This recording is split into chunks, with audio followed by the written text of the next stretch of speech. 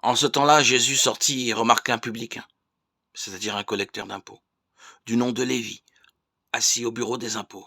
Il lui dit: Suis-moi. Abandonnant tout, l'homme se leva, et il le suivait. Lévi donna pour Jésus une grande réception dans sa maison. Il y avait là une foule nombreuse de publicains et d'autres gens attablés avec eux. Les pharisiens et les scribes de leur parti récriminaient en disant à ses disciples: Pourquoi mangez-vous et buvez-vous avec les publicains et les pécheurs? Jésus leur répondit: Ce ne sont pas les gens en bonne santé qui ont besoin du médecin, mais les malades. Je ne suis pas venu appeler des justes, mais des pécheurs, pour qu'ils se convertissent. Évangile de Jésus-Christ selon saint Luc 5, 27-32.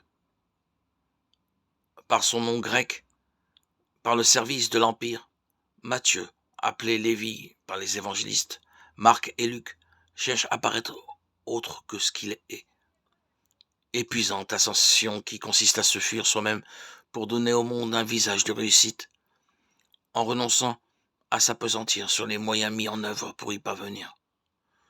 Surtout, ne jamais s'arrêter et ne pas s'exposer au vide qui se creuse, insidieux et profond. Mais récolter, accumuler, feindre l'indifférence devant la solitude, l'ironie devant la critique, jusqu'au regard qui se pose pour la première fois sur vous, où l'on ne sent ni jugement ni attaque, jusqu'aux deux mots prononcés à voix claire et qui dégagent un horizon que l'on veut idyllique, mais que l'on sait si bouché. Le choc est profond. D'un coup, c'est comme une renaissance. Fête, banquet, ivresse, de se découvrir toujours vivant alors que l'on se pensait si mort.